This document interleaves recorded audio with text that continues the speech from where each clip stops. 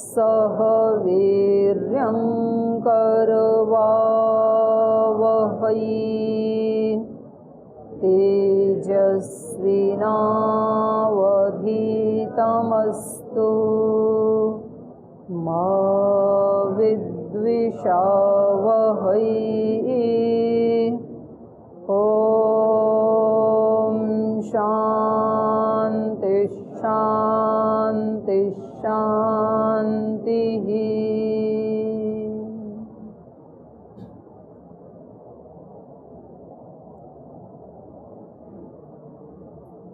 पीछे के पाठ से पूछना है कुछ? ओम प्रणाम दीदी जी। दीदी जी, द्वितीय अध्याय के 23वां खंड के पहले मंत्र में आए हैं तप शब्द। तो यहाँ पर तप शब्द आया है और ब्रह्मचार्य आचार्य कुलवासी आए हैं। तो ब्रह्मचारी जो है आचार्य के कुल में वास करते हैं, तो वहाँ तो तप हो ही जाता है। तो ये और तप पढ़ा है, तो इसमें क्यों पढ़ा है एक और तप? वो वानप्रस्थी के लिए पढ़ा है। अच्छा जी। 3 स्कंद बताए ना। धर्म तो एक वृक्ष है और उस धर्म के 3 स्कंद हैं, बड़े वो हैं, डाले हैं 3 एक वृक्ष के।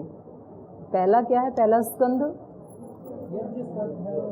यज्ञ अध्ययन दान। ये किसके लिए है? गृहस्थ के लिए। गृहस्थ तब धार्मिक गृहस्थ माना जाएगा जब वो लोग यज्ञ करते हैं, अध्ययन करते हैं, अच्छे ग्रंथों का स्वाध्याय करते हैं और दान करते हैं। यदि गृहस्थ होकर के यज्ञ नहीं करेंगे, यज्ञ का भी फिर व्यापक अर्थ है। एक अग्निहोत्र वो यज्ञ है, दीपक जलाते हैं वो छोटा यज्ञ है, और अपने जीवन को ही सेवा में लगा रखा है वो जीवन यज्ञ है। यज्ञ के माने इस भावना से जीते हैं कि ये सारी समष्टि मेरे लिए है और हमारे पास भी जो कुछ है गृहस्थ में वो सारी समष्टि के लिए है, केवल हमारे लिए नहीं है। ये यज्ञ है। और अध्ययन का मतलब है यदि वो अच्छे ग्रंथों का स्वाध्याय नहीं करेंगे तो फिर उनसे पैदा होने वाले बच्चे भी वैसे ही होंगे, और बच्चे संस्कारी नहीं होंगे तो ब्रह्मचर्य आश्रम भी उत्कृष्ट कोटि का नहीं बनेगा। ब्रह्मचारी अच्छे नहीं होंगे वो अच्छे गृहस्थ भी नहीं होंगे, अच्छे गृहस्थ नहीं होंगे अच्छे वानप्रस्थ भी नहीं होंगे, अच्छे वानप्रस्थ नहीं होंगे अच्छे सन्यासी भी नहीं होंगे। तो एक साइकिल है ना ये। तो इसलिए गृहस्थियों का भी ऋषियों ने अध्ययन करना और विद्वान और धर्मात्मा और तपस्वी होना ये आवश्यक बताया है। उनको जरूर अध्ययन करना चाहिए, स्वाध्याय करना चाहिए। गृहस्थी भी हैं तो राम जैसे, कृष्ण जैसे, जनक जैसे ऐसे होने चाहिए। और तीसरा दान। तो ये हो गया एक स्कंद धर्म का। और दूसरा बताया फिर तप, ये वानप्रस्थी के लिए। तो वानप्रस्थी के लिए तप है, इसका मतलब ये नहीं है कि वो यज्ञ नहीं करेगा और अध्ययन नहीं करेगा। यज्ञ और अध्ययन भी करेगा और उसके पास यदि कुछ है तो वो दान भी करेगा। लेकिन उसके साथ इन 3 के साथ एक चौथी चीज और जुड़ गई, तप। तप का मतलब है अब उसको थोड़ा सा अपने स्वरूप को व्यापक करना पड़ेगा, क्योंकि गृहस्थ की तो कुछ सीमाएं होती हैं, वो बस वहाँ तक ही कर पाता है। लेकिन जिसने अपने घर को छोड़ दिया, मान लीजिए घर में जब तक है तब तक वो एक पुत्र का पिता है, एक किसी बच्चे का दादा है।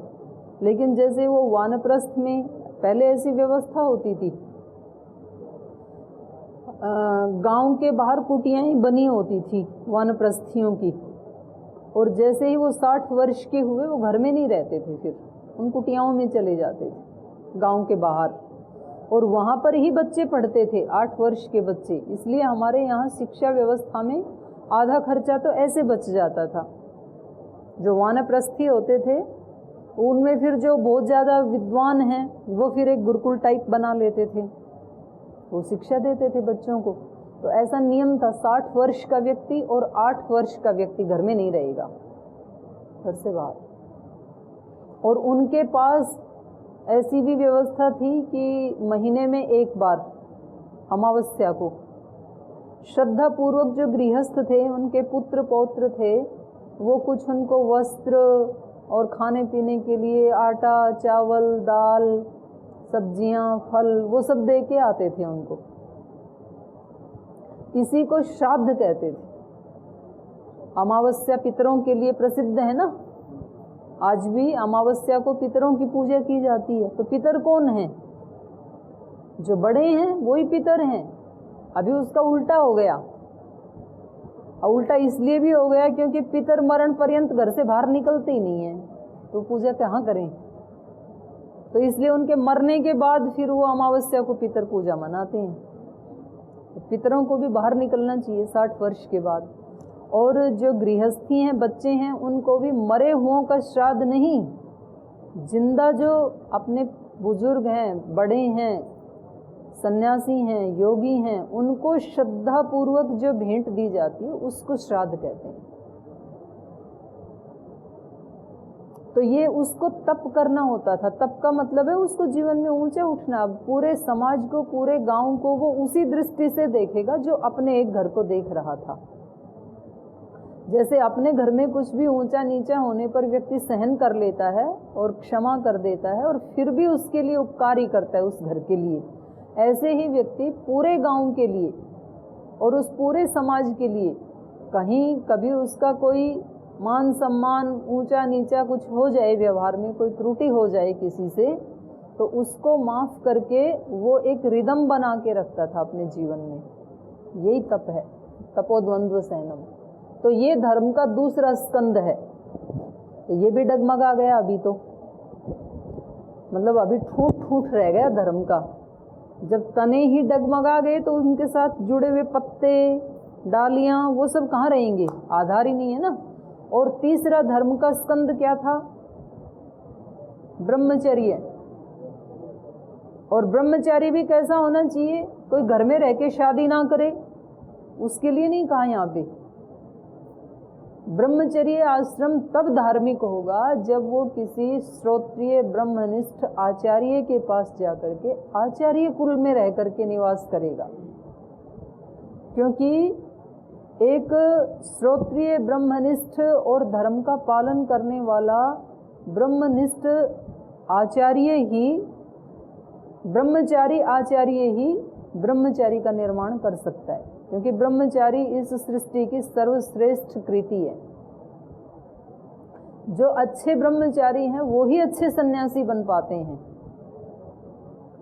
तो इसलिए ये धर्म का तीसरा स्कंद माना है। माने संसार में हम कहते हैं ना, जो धर्म लुप्त हो रहा है आजकल, तो धर्म का बहुत बुरा हाल है। आजकल तो धर्म के नाम पे पता नहीं क्या क्या चल पड़ा है। धर्म के नाम पे कुछ कथा कहानियाँ, कुछ भजन, कुछ गीत, फिर उस पर लोग डांस कर लेते हैं, फिर उस पर लोग पता नहीं क्या क्या है, ऐसा सब कर लेते हैं। लेकिन फिर उसके बाद कहते हैं कि जी धर्म तो कहीं दिखाई नहीं देता है, उसका तो कहीं कुछ परिणाम तो दिखाई नहीं देता है। तो इसलिए नहीं देता है क्योंकि धर्म के जो 3 स्कंद हैं उनको हमने ठीक से नहीं जाना है। तो ये तीसरा स्कंद है ब्रह्मचर्य। और उसमें एक शब्द इन्होंने बहुत अच्छा उसका विशेषण लगाया, अवसादयन्नपि। अगर गुरु के पास रहते हुए अच्छा नहीं भी लग रहा हो तो भी वहां पर रहना है। क्योंकि कई बार हमें नहीं पता चलता है। जैसे मैं अपनी बात करूं तो मैं तो बीए करने के बाद घर से आई थी, और उस समय तो मतलब ऐसा तो कुछ था नहीं कि ऐसा कोई सुरक्षित स्थान जैसे आज पतंजलि योगपीठ है, कोई पिछले जन्मों के कोई संस्कार रहे होंगे, मुझे तो ये भी नहीं पता था मैं कहाँ जा रही हूँ। लेकिन मेरी पढ़ने में बिल्कुल रुचि नहीं थी। बीए करके आई थी और मुझे ये था कि कुछ भी ऐसी साधना करके आत्म साक्षात्कार और ईश्वर साक्षात्कार करना है। बाकी ये पढ़ाई उढ़ाई शब्द आदि है ना, ये सब सेकेंडरी हैं, ये अच्छी चीज़ें नहीं हैं। सांसारिक चीज़ें मुझे क्या करना है, मुझे कौन सा नौकरी करनी है। तो बस हो गई डिग्री, वो भी ज़बरदस्ती करवा दी घर वालों ने कि भाई जब 10वीं कक्षा में 8वीं कक्षा में थी तब कहने लगी थी, तो बोले पहले मैट्रिक कर लो, फिर मैट्रिक कर ली, फिर बोले 12th कर लो, फिर भेज देंगे गुरुकुल में। और जिस एरिया में मैं रहती थी वहाँ तो कोई गुरुकुल भी नहीं थे, मुझे ये भी नहीं पता गुरुकुल क्या होते हैं। फिर 12th करके फिर फर्स्ट ईयर में एडमिशन करवा दिया कि चलो डिग्री और कर लो, फिर MA करने के लिए आपको गुरुकुल भेज देंगे। तो ऐसे ऐसे हो गया वो। लेकिन BA के बाद मैंने कहा अब नहीं पढ़ना है मेरे को, मुझे तो भक्ति करनी है। लेकिन गुरुजी ने हमारे को ज़बरदस्ती अष्टाध्यायी याद करवाई। आपको भक्ति भी करनी है तो पहले शास्त्र को पढ़ो, जो इस मार्ग से गए हैं उनके अनुभव जानो। पहले जिस मार्ग पे आपको चलना है तो जो लोग गए हैं पहले उनकी बात तो सुन लो। तो मैंने कहा ठीक है, उनकी बात सुननी है तो हम वेद पढ़ेंगे, उपनिषद पढ़ेंगे, दर्शन पढ़ेंगे, अष्टाध्यायी क्यों पढ़ना, इसमें क्या है। उसमें अयुण रील रे के कोई धर्म की बात है ही नहीं उसमें तो। लेकिन अब क्या करें, गुरुजी के सामने बोल भी नहीं सकते। तो गुरुजी ने कहा पहले अष्टाध्यायी याद करो, फिर धातु पाठ याद करो, लिंगानुशासन याद करो, पंचोपदेश याद करवा दिया कि जब तक ये पांचों पूरे कंठस्थ नहीं होंगे तब तक आगे धर्म का कोई पुस्तक आपको नहीं पढ़ाया जाएगा। तो मतलब हमने 8 वर्ष तक मैंने व्याकरण पढ़ा, तो उसमें जो 1-1.5 वर्ष का टाइम था, 8-9 महीने में अष्टाध्यायी याद हुई। फिर उसके बाद और 5-6 महीने में बाकी के 4 थे उनको पक्का करना, इधर उधर सुनाना, प्रतियोगिताओं में जाना। 1-1.5 वर्ष में पूरा हो गया था याद करने वाला। निघंटू भी याद किया, तो वो बिल्कुल बिना मन के किया 1.5 वर्ष वाला, बिल्कुल इच्छा नहीं थी। तो ये जो कहा ना इन्होंने अवसादयन अपि, वो उस स्थिति से हम गुजरे। अच्छा ना लगते हुए भी पढ़ा, क्योंकि वो आचार्य की आज्ञा थी। फिर उसके बाद तो थोड़ा सा रुचि भी बन गई, इतना याद हो गया तो फिर पढ़ने में, तो प्रथमावृत्ति काशिका में और अच्छा लगने लगा, क्योंकि उसमें फिर थोड़ी सिद्धांत की बात आ जाती है।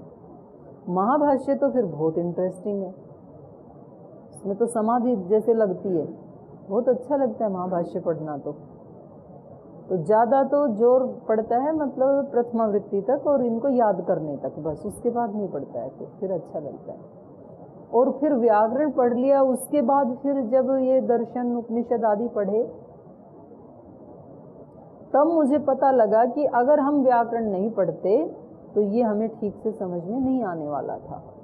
क्योंकि टीकाएं तो घर में रहते भी चोरी छिपा पढ़ ही लेते थे, क्योंकि रुचि थी ना, लेकिन उसमें पल्ले नहीं पड़ता था कुछ भी, तो जब तक मूल संस्कृत ना आए।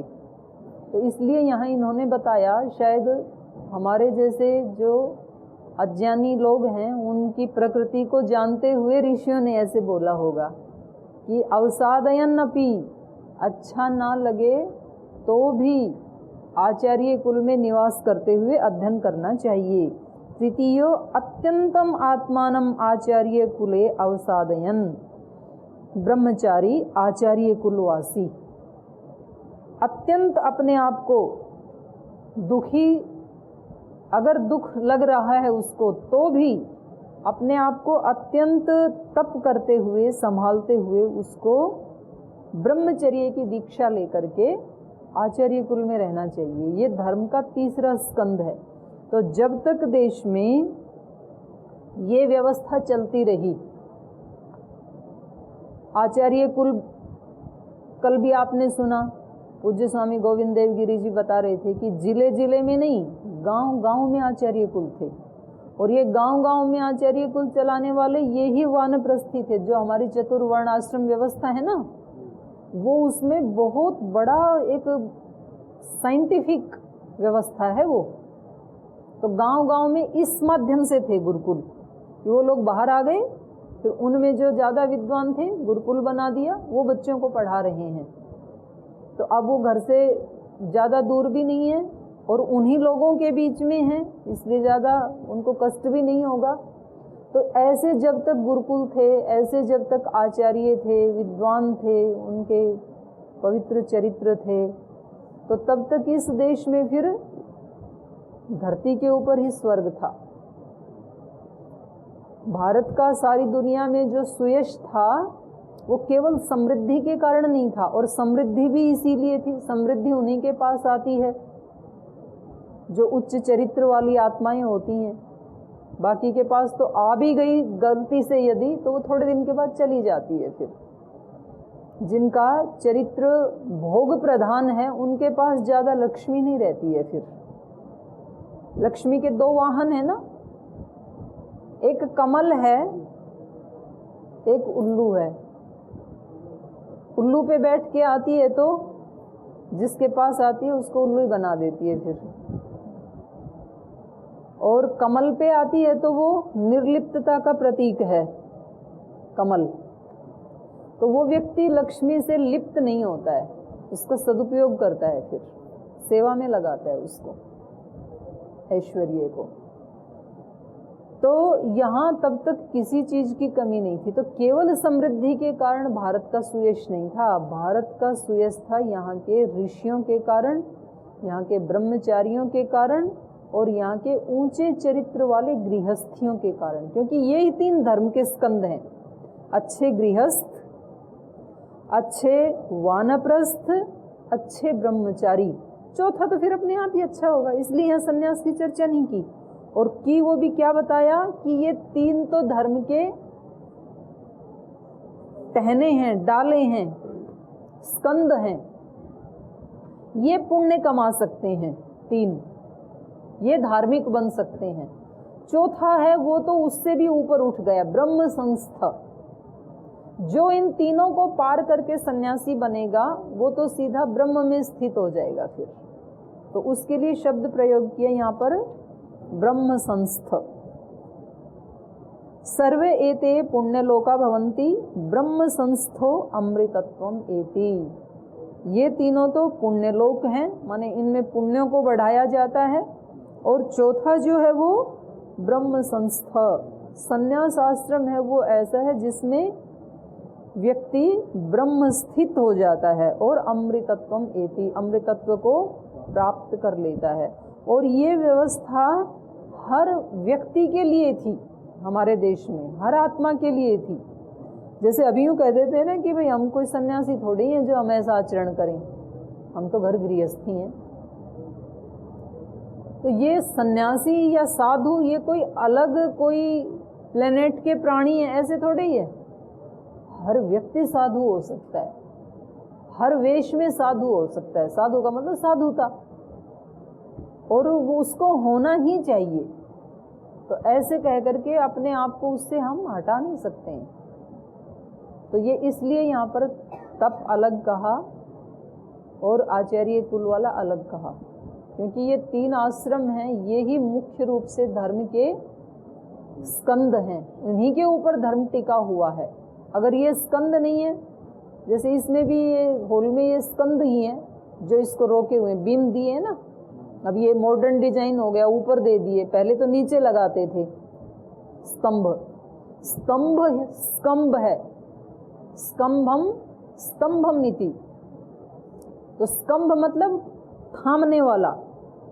तो संसार को थामने वाला कौन है? धर्म। धर्म ही स्तंभ है, स्तंभ है। धर्म से ही धरती टिकी हुई है, धर्म नहीं हो तो कैसे टिकेगी बिना आधार के। और वो कौन से हैं धर्म के स्तंभ? वो तीन हैं, ब्रह्मचर्य, गृहस्थ, वानप्रस्थ। और चौथा तो उनसे भी ऊपर उठ गया, वो ब्रह्म में स्थित है, फिर वो सबको प्रेरणा देने वाला है। और किसका प्रश्न था जी? ये जो पितृ पूजा है, पितृ पूजा जी, हाँ, तो ये 15 दिन तक ही की जाती है या केवल अमावस्या को की जाती है? ऐसा प्रसंग कहीं मिलता है? वो तो एक व्यवस्था बना ली भाई। जैसे घर में राशन कितने दिन में लाते हैं, कोई कोई 1 महीने में एक बार लाते हैं, और कोई कोई 15 दिन में ले आते हैं। तो एक व्यवस्था बना के रखते हैं ना। तो उस समय समाज में ऐसी व्यवस्था बनाई हुई थी। तो अमावस्या को तो निश्चित था, और किसी ने ये कि बीच में भी चाहिए तो पूर्णिमा को भी दे आते थे। तो इसलिए यहाँ पर हमारे यहाँ ये तो व्यवस्था ही थी। और वो पितरों को ना अपने यहाँ भी बुलाते थे, ऐसा नहीं है केवल वो ही वहाँ जाते थे। तो वो भी अमावस्या को ही एक व्यवस्था बना रखी थी कि भाई जब आपको हम कभी हमारे को टाइम नहीं है आपके पास आने का, तो आप एक दिन के लिए हमारे पास घर आ जाया करें, हमें धर्म का उपदेश दिया करें। इसलिए आज भी गाँव में अमावस्या से पहले दिन रात्रि को जागरण किया जाता है, पितरों के लिए अमावस्या, और उसमें रात को भजन सत्संग आदि करते हैं। तो पितर हमारे यहाँ पावना बन के आए। पावना होता है पवित्र करने वाला। तो जैसे उनको पता लगा कि कल हमारे पितर आएंगे, तो उनके लिए फिर तैयारी करते थे, सत्संग भजन करते थे, एक ऐसा इन्वायरमेंट बनाते थे। ये तो एक व्यवस्था, क्योंकि इस समय जो पितरों की पूजा होती है तो उसमें उसको अशुभ मानते हैं, उस पक्ष को, कि ये पक्ष अच्छा नहीं है, इसमें कोई अच्छे कार्य नहीं कर सकते हैं। नहीं, वो तो मतलब उसको अपभ्रंश कर दिया, दूषित कर दिया उन परंपराओं को। उसको प्रतिपदा इस समय हमेशा वही अच्छा होता है जब हम उच्च चेतना में होते हैं, और जब हम निम्न चेतना में होते हैं वो सबसे बुरा समय होता है। बाकी समय हमने अपने व्यवहार के लिए उसके खंड बना रखे हैं। काल को कोई खंडित नहीं कर सकता है, काल तो अखंड है, लेकिन हमने व्यवहार के लिए उसके खंड किए हैं कि इतने काल के पीरियड को हम वर्ष कहेंगे, इतने टाइम ऑफ पीरियड को हम 6 महीना कहेंगे, इतने को 1 महीना कहेंगे, इतने को हम 15 दिन पक्ष कहेंगे, इतने को हम सप्ताह कहेंगे, इतने टाइम के पीरियड को हम अहर्निश कहेंगे, दिन रात कहेंगे, 24 घंटे के पीरियड को। तो ये तो हमने व्यवहार के लिए बना रखे हैं, काल का खंड नहीं किया जा सकता। कभी कभी गांव में हम जाते हैं जैसे संगठन का काम करने के लिए, वहाँ पर लोग बैठ के ताश खेल रहे होते हैं गांव के बाहर। फिर उनसे पूछें कि जी कैसा चल रहा है, बोले ठीक, बस बढ़िया है, काट रहे हैं, समय काट रहे हैं। क्योंकि घर वाले कहते हैं कि कभी 1-2 घंटा तो बाहर निकला करो, यहीं बैठे हो रिटायर होके, तो वो निकलें कहाँ, तो घर से बाहर निकल के ताश खेलने लग जाते हैं गांव के बाहर आके। तो बोल जी बस टाइम काट रहे हैं। अब टाइम को क्या काटोगे, टाइम तो अखंड है, टाइम को नहीं काट रहे, अपने आप को काट रहे हो। आपका जो उत्कर्ष का समय था, ये अपना उत्कर्ष कर सकते थे, उसको काट रहे हो, अपने आप को काट रहे हो, टाइम को क्या काटोगे। तो टाइम कोई अभी पितरों के दिन चल रहे हैं 15 दिन, उसमें कोई शुभ काम नहीं करना, उसमें खराब समय होता है, ऐसा नहीं है। आज शनिवार का दिन है, आज बुधवार का दिन है, आज मंगलवार का दिन है। मुहूर्त सभी भगवान के ही मुहूर्त हैं, और जिसमें हमारी चेतना ऊंची होती है वो सबसे अच्छा मुहूर्त होता है, और जिसमें हमारी चेतना निम्न होती है वो सबसे बुरा मुहूर्त होता है हमारे लिए। ये जितने भी समाज में तलाक होते हैं, तो शादी से पहले उन्होंने कोई मुहूर्त तो निकाला ही था, शुभ मुहूर्त तो निकाला ही था। जब इतने शुभ मुहूर्त में शादी हुई थी तो तलाक क्यों हुआ? तलाक इसलिए हुआ कि आपकी आपस में अंडरस्टैंडिंग नहीं है। इसमें मुहूर्त क्या करेगा बेचारा। राम जी के लिए इतने बड़े गुरु वशिष्ठ, उन्होंने शुभ मुहूर्त निकाला था कि कल राम का राज्य अभिषेक करने के लिए बहुत तगड़ा मुहूर्त है, त्रिकाल दृष्टा थे वो तो। और उसी मुहूर्त में माता जी की बुद्धि निम्न चेतना में आ गई, कई माता जी की, मुहूर्त खराब हो गया। तो मुहूर्त उत्तरायण, दक्षिणायन, कृष्ण पक्ष, शुक्ल पक्ष, मल मास, पितरी मास, ये मास, वो मास, ये कोई भी खराब नहीं है। ये तो हमने अपने व्यवहार के लिए बना रखे हैं। और हो सकता है जिस व्यक्ति ने ये बनाया होगा कि भाई 15 दिन में कोई बड़े काम नहीं करेंगे, तो उसका भी कोई रीजन रहा होगा। पर इसको अब हमने बिल्कुल ही अपने एक गलत धारणा, हो सकता है उस समय में ऐसे कोई फसल आदि का काम होगा कि भाई इसको निपटा लेते हैं, उसके बाद कुछ मकान बनाना, शादी करना, ऐसे काम हम बाद में करेंगे। अभी जब खाली हैं, काम कर सकते हैं, तो भी नहीं करेंगे। खाली बैठे हैं लेकिन समय अच्छा नहीं है इसलिए नहीं करेंगे। तो ये सब गलत बातें हैं, इसका ऋषियों से कोई लेना देना नहीं है। ये हमारी मानसिकताओं का, मतलब अज्ञानपूर्ण मानसिकताओं का परिणाम है। इसलिए तो ये कह रहे हैं धर्म के 3 स्कंद हैं। जब ये तीनों गड़बड़ हो गए तो ज्ञान तो किसी को है नहीं, ऋषियों के ग्रंथों को कोई पढ़ता नहीं है, पढ़ता है वो भी किसी को पढ़ाता नहीं है, क्योंकि पढ़ने के बाद भी वो नौकरी ढूंढने की कोशिश करता है, नहीं तो खाएं क्या। तो जब हमारे पास धर्म के लिए ज्ञान नहीं है और ज्ञान नहीं है तो आचरण नहीं होगा, आचरण नहीं होगा तो फिर धर्म तो दूषित हो ही जाएगा फिर। तो यही कारण है। ओम दीदी, ये जो प्रस्तोता के देवता है प्राण और उद्गाता के देवता हैं उद्गीत और प्रतिहर्ता के देवता हैं अन्न। एक और प्रश्न इसमें था वसु वाला, जो प्रातः सवन होता है वो वसु का होता है और मध्यम दिन का जो होता है वो रुद्र का होता है, और जो अंतिम तीसरा है वो बताए थे आदित्य। तो इसको थोड़ा सा ये यज्ञ में किए जाते हैं 3 बार सवन, जो बड़े यज्ञ याग करते हैं ना, तो सुबह सुबह जो पूजा की जाती है, आप यूँ समझ लो, जो आहुतियाँ दी जाती हैं, स्तुति प्रार्थना उपासना की जाती है, उसको कहते हैं प्रातः सवन और उसको कहते हैं वसु। उसका नाम है वसु, बसाने वाला। और जो दोपहर में जो ऋचाएँ पढ़ी जाती हैं, जो स्तुति प्रार्थना उपासना की जाती है, उसको कहते हैं माध्यम दिन सवन। और जो शाम के समय में जो पूजा की जाती है उसको कहते हैं तृतीय सवन। सायं सवन को ही तृतीय सवन कहते हैं। अब यदि पूरे जीवन को ही एक यज्ञ मान लें, वो यज्ञ तो यज्ञशाला में होता है, और यदि हम अपने पूरे जीवन को ही एक यज्ञ मान लें तो हमारे इस जीवन में प्रातः सवन कौन सा है? ब्रह्मचर्य जीवन। जीवन के 4 पार्ट बनाए ना हमारे ऋषियों ने, और उस पूरे जीवन को यज्ञ माने यदि, तो शुरू का जो पहला पार्ट है ब्रह्मचर्य जीवन जो है, उसी को क्या कहा? वसु। वसु ब्रह्मचारी, जो 24 वर्ष तक ब्रह्मचर्य का पालन करता है उसको वसु ब्रह्मचारी कहते हैं। वसु मतलब बसाने वाला। 24 के बाद वो गृहस्थ में जाएगा, अपनी घर गृहस्थी बसाएगा, लेकिन वो अच्छी बसाएगा यदि उसने 24 वर्ष पूर्ण ब्रह्मचर्य का पालन किया। पूर्ण ब्रह्मचर्य का पालन मतलब क्या?